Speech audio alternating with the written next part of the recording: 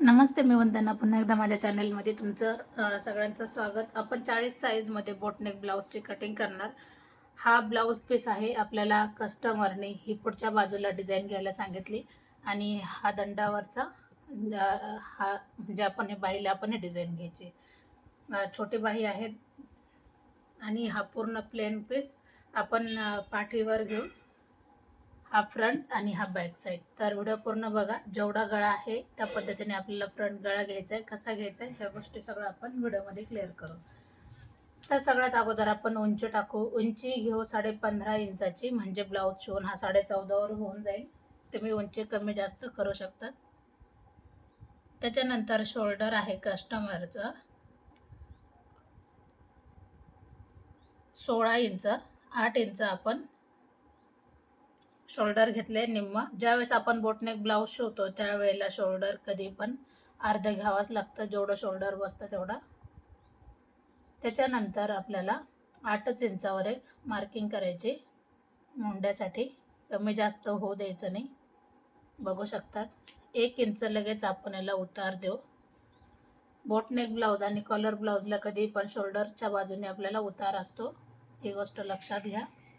आता जवळजवळ मुंडा किती आलाय 7 इंच, बरोबर. आता 40 इंचाचा ब्लाऊज आहे, तर 10 इंचाची घडी आली, म्हणजे चौथा भाग 10 इंच, 2 इंच कंपल्सरी शिलाई मार्जिन.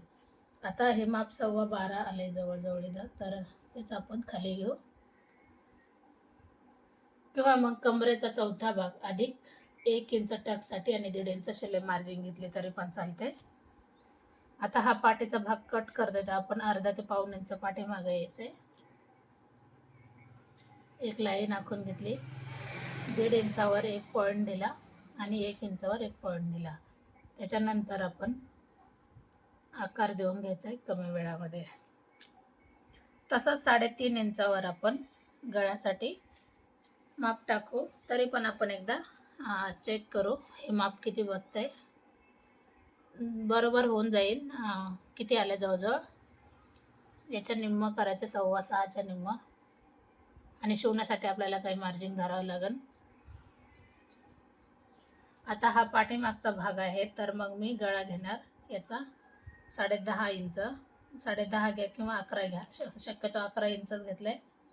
वरती आपण 3.5 घेतले, तर खाली पण आपण 3.5च घ्यायचे.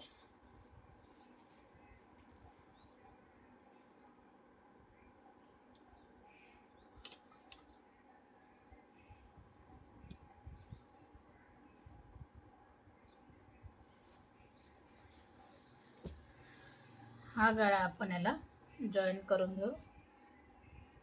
त्याच्यानंतर 3 इंचावर एक आपल्याला मार्किंग करायची. हा आपल्याला बॉक्स तयार करायचा. 1.5 इंचावर जवळजवळ एक मार्किंग करायची. जास्त डीपमध्ये हा आकार कधीच द्यायचा नाही.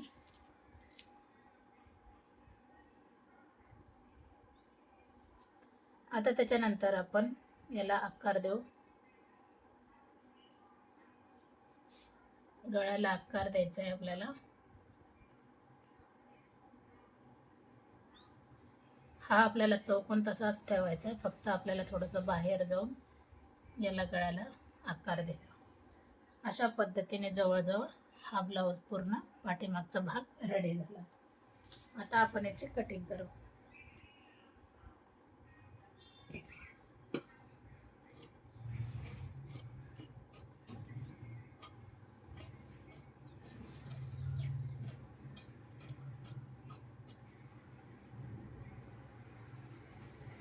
जो आपला उतार आहे तो आपल्याला लगेच द्यायचा आहे आणि नंतर आता आपण याच्यानुसारच फ्रंट कट करू. सगळ्यात महत्त्वाचं म्हणजे ज्यावेळेस आपण फ्रंट पण कट करतो तर त्यावेळेला आपल्याला बॅक साईडने हुक आहेत, तर मग आपण आपली ही बाजू फ्रंटची बाजू पण आपल्याला अशी ठेवायची. ओपन बाजू समोरून ठेवायची, म्हणजे बंद बाजू आपल्याकडून पाहिजे. आता हे माप जसं आहे तसं आपण याच्यावर ठेवून जरी घेतलं तरी चालते.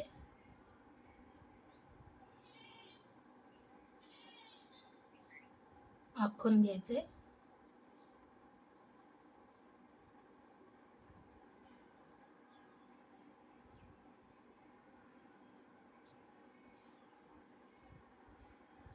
थोडंसं प्रेस करा म्हणजे लक्षात येऊन जातील पॉईंट. हे बघा सगळे पॉईंट लक्षात आले. तरी पण आपण एकदा चेक करू. 8 इंचावर मार्किंग म्हणजे हा पॉईंट इथं आलाय.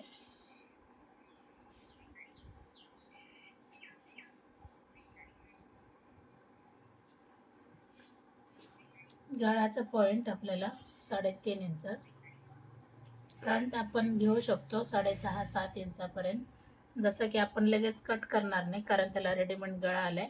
आपण नंतर कट करू शिवताना. त्याच्यानंतर आपल्याला टक्स पॉईंट 10.5 इंचावर.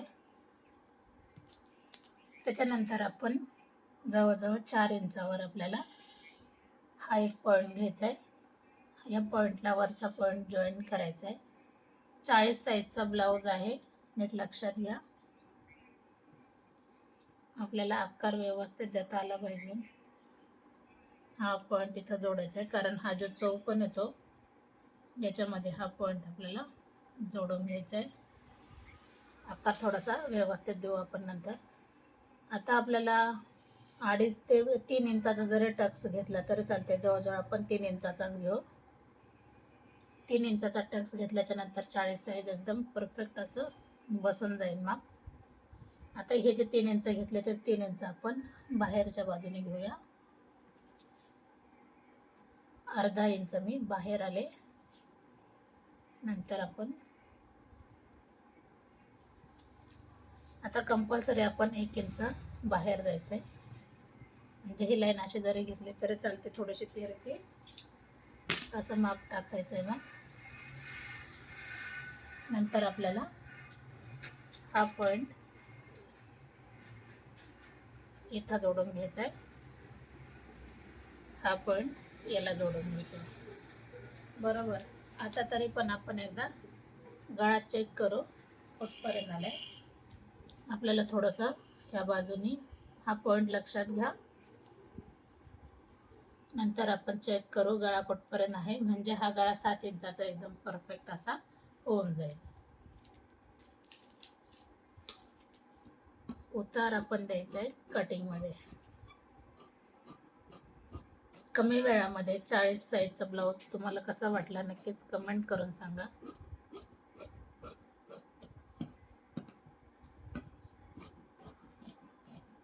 आता ज्या वेळेस आपण पाठीमागून हुक ठेवत नाही, समोरून आपले हुक असतात, तर त्यावेळेला आपण घडी ओपन जरी टाकले तरी पण चालते.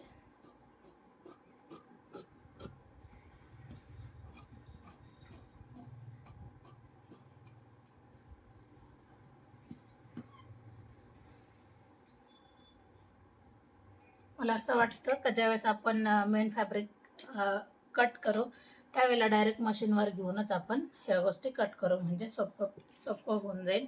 जसं की मी तुम्हाला लगेच दाखवते की मी कशा पद्धतीने कट करणार. आता हा भाग मी का बरं असा बंद ठेवला का आपल्याला डिझाईन ज्यावेळेस गळ्याची काढायची त्यावेळेला पूर्ण गळा असा येणार आणि ही बाजू पूर्ण आपल्याला पॅक लागते. त्याच्यासाठी मग आपण ही घडी अशा पद्धतीने टाकली.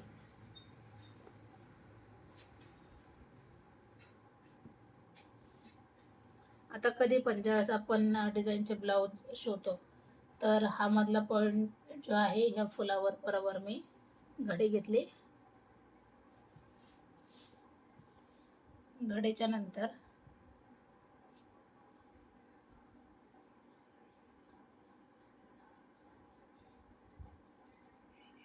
आता मला खालच्या साईडचं पण लक्ष ठेवावं लागेल. त्यानुसार मग मी थोडंसं वरूनच कट करते.